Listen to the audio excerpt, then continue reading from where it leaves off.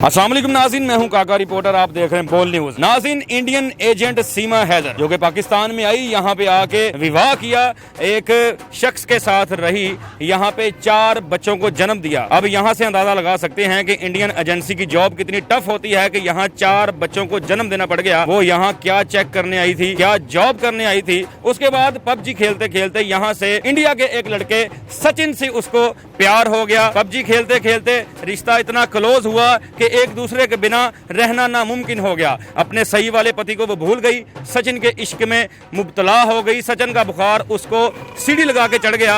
इतने में दोनों ने डिसाइड किया, दोनों ने ये फैसला लिया कि हम मिल सकते हैं, मगर इंडिया में डायरेक्ट तो जा नहीं सकती, मगर यहाँ से घर से 4 बच्चों समेत उसको निकाल दिया। उसके बाद वो नेपाल चली गई। नेपाल जाकर सचिन भी वहाँ आया। क्या हुआ, सचिन कैसे उसको इंडिया लेके गया। अब वो खुद को मुसलमान भी कहती है, खुद को पाकिस्तानी भी कहती है। असल में लोग उसको हिंदुस्तानी एजेंट कह रहे हैं, मगर सचिन के पास माइक जाता नहीं है। सचिन कम ही बोलते दिखाई देते हैं। हकीकत जानते हैं सचिन से कि हुआ क्या था। सचिन, क्या हाल है? मैं ठीक ठाक भाई साहब, आप कैसे हैं? खैरियत से? मैं एकदम बढ़िया। सचिन, मुझे ये बताओ कि क्या समय था वो जब आप पबजी खेल रहे थे और आपकी सीमा हैदर से मुलाकात हुई? भाई साहब, तकरीबन ना 3 माह पहले आप चले जाएं तो सीमा के साथ ना मेरी पहली गेम लगी। मैं पबजी का बड़ा शौकीन हुआ करता था और मैं तकरीबन ना रोजाना के तौर पे जो है ना वो पबजी खेला करता था। रोजाना कई गेमें मैंने खेली हैं पबजी की। बड़े लोगों के साथ मेरा मैच भी लगा, मैंने बड़े लोगों को हराया। सीमा जो है ना वो सीमा ये पहली खातून थी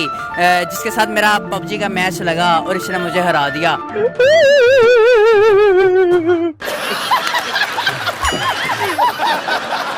और आप बिलीव करेंगे कि तकरीबन 3 मिनट का समय गुजरा था, तो तकरीबन 3 मिनट के अंदर अंदर मुझे केवल 3 मिनट के अंदर सीमा ने आपको ढेर कर दिया? हाँ बिल्कुल। मैं तो ऐसे जैसे मेरे पास तो कुछ रह ही नहीं गया। मुझे समझ ही ना आए कि यार मैं क्या करूं। अच्छा सचिन, जब उसने बार बार जिद की कि मैंने माउंट एवरेस्ट पे चढ़ना, फिर तुमने क्या किया?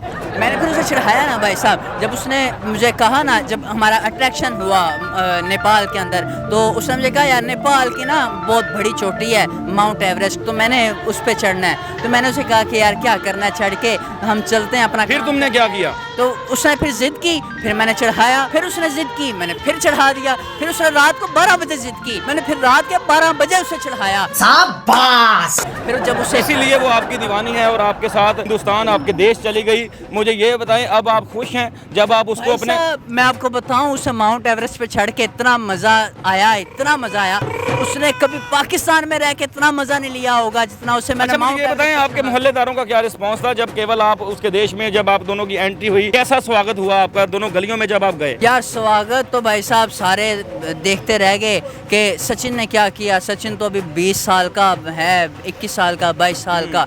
तो सचिन ये 4 बच्चों की माँ को लेके कहाँ आ गया। तो जब सबको पता लगा ना कि ये पाकिस्तान से आई है, तो यकीन करें इसका इतना स्वागत किया गया, इतना स्वागत किया गया कि मैंने आज तक इतनी इज्जत ना कभी नहीं मैंने देखी। पाकिस्तानी तो कहते हैं कि ये हिंदुस्तानी ही थी, आपके अपने मुल्क में ही चली गई। ये सच है ना? अगर हिंदुस्तानी है तो ये सच है या नहीं, ये बताओ सचिन। मैं आपको बताता हूँ ना सचिन, 2 लफ्जों में बताओ ये सच है या नहीं? यार सच है ना, मैं बताता हूँ वो कैसे। ये सच है, वो इंडियन एजेंट है।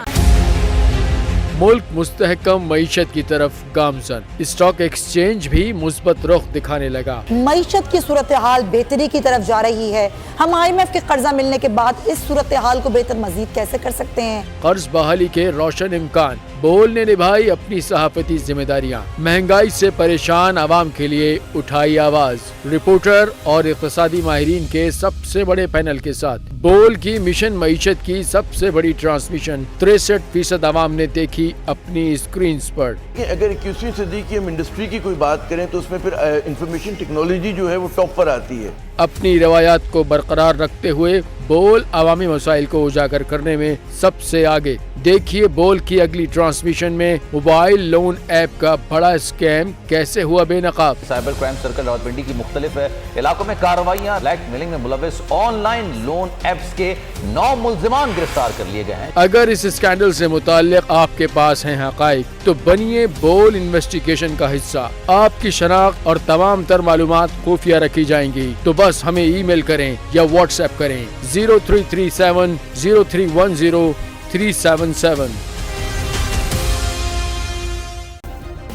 सब्सक्राइब करें और बेल दबाएं ताकि कोई खबर रह न जाए।